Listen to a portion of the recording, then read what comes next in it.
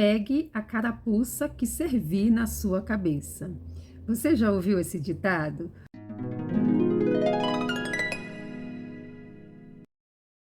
Agora, Sardes tinha uma boa reputação, né? Quem olhava para eles, assim, viam pessoas ali, né? Aparentemente espirituais, né? Eram seguidores de Cristo. Só que não era nada disso.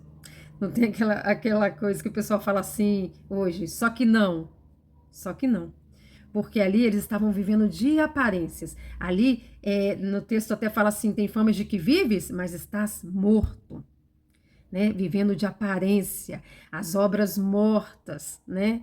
Por quê? Porque faltava o fervor, faltava a entrega, estavam parecidos lá com a igreja de Éfeso, vivendo na mornidão. Mas parecido nesse aspecto, porque eles estavam numa total apatia, né? Estavam vivendo de uma forma que as obras estavam sendo consideradas ali mortas espiritualmente. Não tem a pessoa que faz por fazer, a pessoa que faz as coisas de qualquer jeito.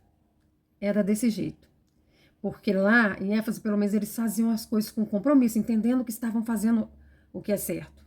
Mas estavam esfriando ali no amor. Mas aqui não. Aqui eles estavam fazendo a coisa de qualquer jeito, né? Tinha uma apatia espiritual, tinha uma falsa segurança.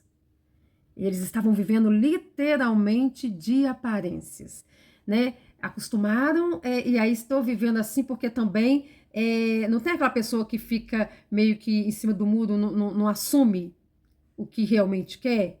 Então, mais ou menos isso aqui. E aí, Jesus vem, né, chamando eles para despertarem para essa realidade espiritual, para fortalecer a fé, para praticar as boas obras, né, para não se acomodarem numa vida espiritual morna. Nós vamos falar mais para frente aí da mornidão.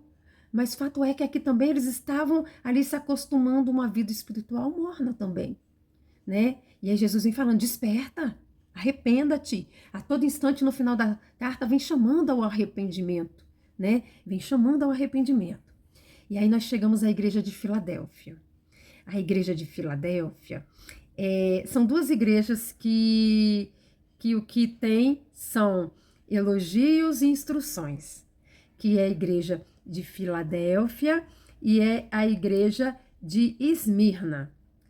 São as duas igrejas que não teve nada assim que apontasse para ele dar o puxão de orelha, apenas assim reconhecendo tudo que eles estavam vivendo e dando instrução, dando instrução. Então, essa igreja aqui de Filadélfia é linda, né? É aquela pessoa que é conhecida por seu amor fraterno e unidade, aquela pessoa que ama o próximo com todas as letras, sabe? É aquela pessoa que são fiéis a Cristo, ao seu ensinamento e que tem, que às vezes é até pequenininho, mas que é numeroso em fé, sabe?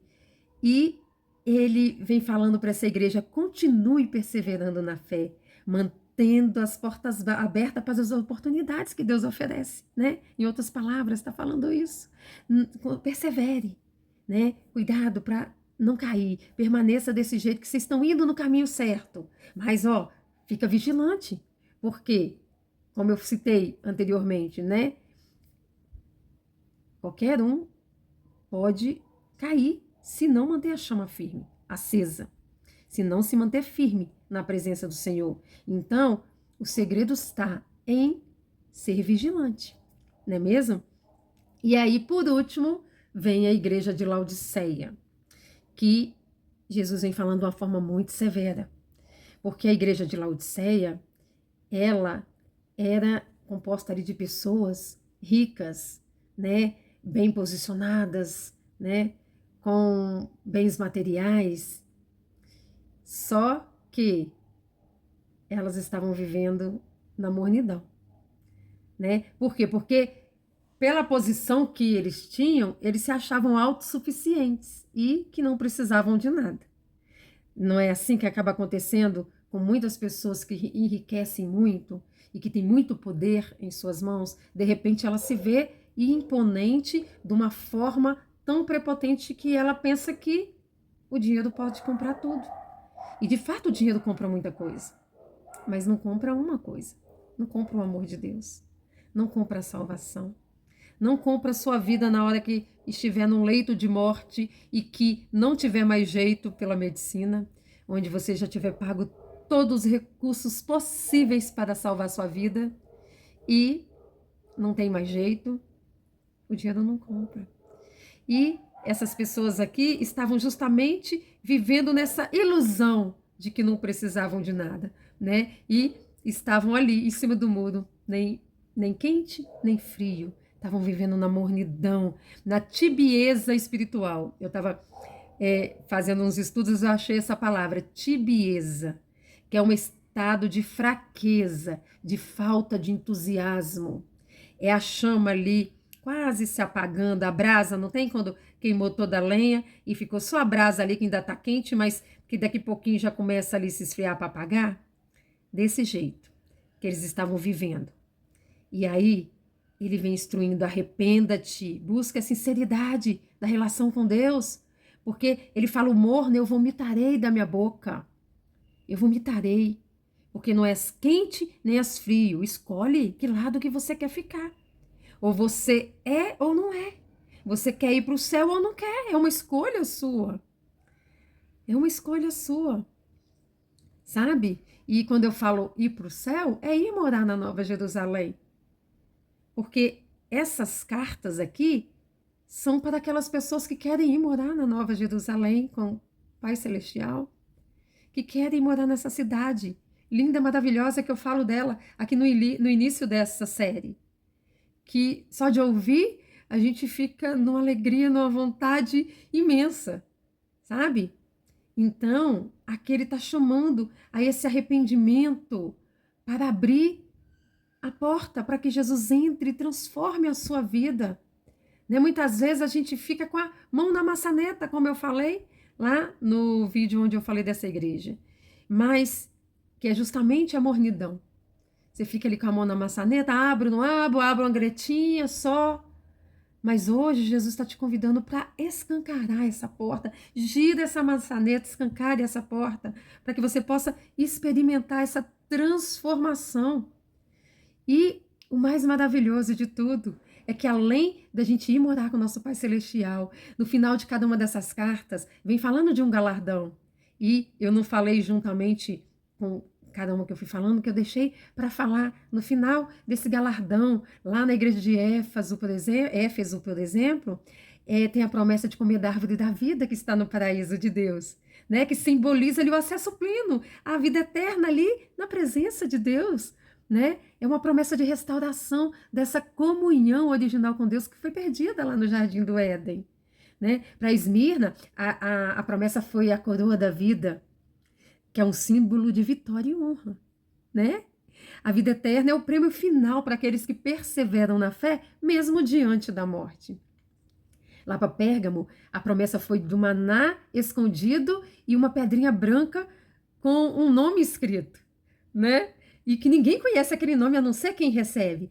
É como eu falei lá, é aquele apelido que a gente chama, quem a gente gosta, que é aquela coisinha que é só entre a gente, né? Olha que coisa mais linda. O maná aqui representa aquele alimento espiritual e a comunhão íntima com Cristo, né? A pedra branca simboliza ali a absolvição dos pecados e um novo nome e uma nova identidade em Cristo, né? A tiatira, a promessa, é de autoridade sobre as nações, né? Indica ali um papel de liderança espirituais, aquelas pessoas que têm o dom da liderança. Porque lá, gente, na Nova Jerusalém, cada um vai ter um papel. Então, lá também vai ter a liderança. Vai ter aqueles que têm o dom da liderança. Aqui, Deus nos deu dons também. Cada um tem dom para uma coisa, enquanto estamos vivendo aqui. E lá também vai ser uma sociedade que cada um vai ter seus dons. A diferença é que lá vai ser uma sociedade igualitária, onde a justiça irá reinar, onde a equidade irá existir de fato, né? Então, tão lindo isso aqui, quando está falando, né, de que essa promessa aqui vai ser justamente essa autoridade sobre as nações, indicando ali o papel de liderança e a capacidade de influenciar, né, o mundo. para Cristo. Essa autoridade é dado aqui e vai ser dado lá também, sabe?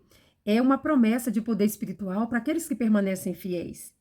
Aqui são papéis diferentes, porque aqui estamos vivendo num mundo caído, estamos trabalhando para trazer o maior número possível para ir viver conosco lá. Lá não vai precisar de ninguém tentando convencer ninguém, não vai precisar, lá vai ter uma harmonia total, mas vai ter uma vida em comunidade onde cada um cuida de uma área, né? E aí depois vem, ó, Sardes, a promessa é vestir vestes brancas, e o nome do vencedor será escrito no livro da vida. As vestes brancas simbolizam a pureza espiritual, né? A santidade. E o nome escrito no livro é a salvação eterna. É poder viver lá na Nova Jerusalém. Filadélfia, a promessa é fazer coluna no templo do meu Deus, e jamais dele sairá. Isso indica uma posição privilegiada na presença de Deus e uma participação eterna em seu reino. É uma promessa de segurança e de proteção. E por fim, Laodiceia recebe a promessa de sentar-se com Jesus no trono, né? É uma promessa alta, gloriosa, indicando uma participação plena no reino de Deus na vida eterna. É um convite para reinar com Cristo. Olha que coisa linda. Então, são galardões que não são apenas recompensas futuras. Quando a gente vive aqui conectados com Deus, nessa presença, a gente já começa a desfrutar delas aqui. A gente começa a ter essa alegria, essa paz, essa satisfação de ter uma vida dedicada a Cristo, né? E aí a gente recebe, por antecipação, muitas dessas bênçãos aqui enquanto estamos vivendo nessa terra, né? Então, cada uma dessa carta é para ser analisada, é para que a gente identifique, né, qual desses comportamentos e atitudes nós temos. O que nós precisamos ser corrigidos ou fortalecidos, né? Aqui, ó, a gente leu sobre falta de entusiasmo, né, na igreja de Éfeso. Será se você está com falta de entusiasmo, né? O que precisa ser feito? Talvez dúvidas em momentos de dificuldade, né? E aí a gente precisa se fortalecer na esperança, como a igreja de Esmirna, né? Atração, às vezes, por ideia duvidosa, às vezes as pessoas vêm com ideia, isso parece fazer sentido, né? Às vezes você pode estar sendo atraído por conversinhas que até parece fazer sentido, mas que está indo contra a palavra de Deus. E aí, lá como Pérgamo, né? E aí você tem que se alertar, porque isso está falando, olha, cuidado com essa doutrina. Você tem que voltar para a pureza da palavra de Deus, porque aqui que está a verdade. Talvez você está sendo tolerante com o pecado, né? Como eu falei, você tem a responsabilidade de avisar o seu irmão que está no erro. Você não pode fazer vista grossa, porque uma vez que você faz vista grossa, você está quebrando o mandamento de amar o próximo. Porque como que eu amo alguém e eu estou vendo ela a passos largos para o caminho da perdição e eu deixo ela ir e faço vista grossa? Estou sendo tolerante com o pecado. Eu tenho que avisar. Eu tenho que falar, nem que seja uma vez. Porque senão vai ser cobrado de mim isso. Então eu tenho que virar e falar, olha, e essa sua escolha não está te levando para um caminho legal. Analisa, pensa bem, sabe? Talvez você está, né, numa rotina espiritual aí que está deixando a desejar, né? Aí, como Sardes. E aí a gente está sendo alertado para essa necessidade de uma vida espiritual vibrante, de colocar lenha na fogueira, como eu falei, né? E aí, por último, talvez você esteja como a igreja de Laodiceia, está cheio de orgulho, de autossuficiência, achando que não precisa de ninguém, achando que não precisa de Deus, né? E Deus está nos chamando justamente para voltar a ter humildade, voltar a depender de Deus, porque Ele é nosso Pai. E um pai sempre quer o melhor para o seu filho. Então, diante de todas essas cartas,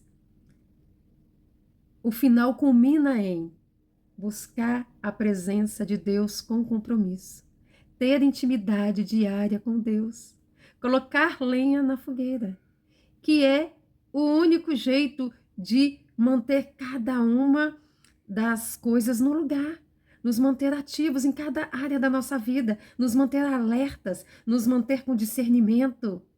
E aí sim, a gente vai viver como a igreja de Filadélfia, né? A igreja de Filadélfia está vivendo dessa forma, com intimidade diária com Deus. E ele faz um alerta. Mantenha-se firme. Não abra mão dessa intimidade. Não abra mão desse momento que você separou do seu dia para ter intimidade comigo, para conversar comigo, para ter o devocional, como muitos gostam de chamar. Mas não um devocional feito por costume, como lá a igreja de Éfeso, né? A igreja de Éfeso fazia o devocional, eles estavam cumprindo com as coisas direitinho ali, vigiando para não ter heresia, para não entrar coisa. Eles estavam. Só que, qual a diferença? É porque, o que eu aprendi nesses pouco mais de 2 anos que eu venho tendo de intimidade com Deus? Que a intimidade está justamente em conversar como se conversa com um amigo, expondo aquilo que você sente, perguntando aquilo que você não entende, sabe? É uma intimidade, porque a gente foi ensinado a orar, e aí a gente ora assim, algumas pessoas até oram, né, faz aquela oração rebuscada, meu Pai Celestial e não sei o quê, e cheia de palavras assim que quem escuta fala, nossa, que oração bonita, sabe? Mas o que Deus quer, na verdade, é simplicidade, é sinceridade. Você não precisa falar nenhuma palavra bonita, né, rebuscada. Você pode chegar até ele com simplicidade e simplesmente conversar. Falar, Pai, hoje eu não acordei bem. Hoje eu estou triste porque aconteceu isso e isso. Eu não estou sabendo lidar com essa situação. Me ajuda, me mostra. O que é que eu preciso fazer? Oh, meu Deus, me ajuda nessa situação que eu vou fazer aqui. O que é que o Senhor quer me ensinar com essa situação? O que está acontecendo? Por que eu estou passando por isso aqui? O que isso aqui quer me mostrar? Sabe? Porque a gente está acostumado, às vezes, só fazer aquela oração como se fosse alguém super poderoso, que Deus é super poderoso. Todo o poder está na mão dele. Mas ele é nosso pai. E pai a gente senta no colo, sabe? Porque senão a gente fica vendo como uma autoridade, um juiz, que não é nada nosso. E que a gente tem que chegar fazendo reverência e falar com a cabeça às vezes baixa, assim, senhor, meritíssimo, não sei o quê, não sei o quê. E se falar uma coisinha, você vai estar preso, sabe? Aí a gente fica tratando Deus desse jeito. E não. Ele é nosso pai. A gente tem que reverenciar, tem que ter respeito. Mas é nosso pai, a gente pode sentar no colo. A gente pode chorar. A gente pode pedir abraço. A gente pode falar o que está sentindo. A gente pode perguntar. A gente pode, sabe? Falar quando está chateado. A gente pode conversar com ele o que a gente quiser. É isso que é ter intimidade. Não é você pegar aqui, vou fazer meu devocional. Hoje eu vou ler o trecho tal, beleza, li. O que eu aprendi disso? Tá. Aí faz uma oração, Senhor, muito obrigada por essa palavra, abençoa meu dia, em nome de Jesus, amém. Pronto, fiz devocional. Fez? Você de fato aprendeu alguma coisa que foi ministrada pelo Espírito Santo? Você parou antes de ler, você pediu a Deus orientação sobre o que ler, você conversou com o Espírito Santo para vir trazendo todo o discernimento de cada palavra daquela, que tirasse, esvaziasse você de si mesmo, para que aquelas palavras de fato fizessem o sentido real que tem que fazer. Você parou para ouvir Deus, você parou, Senhor, fala comigo.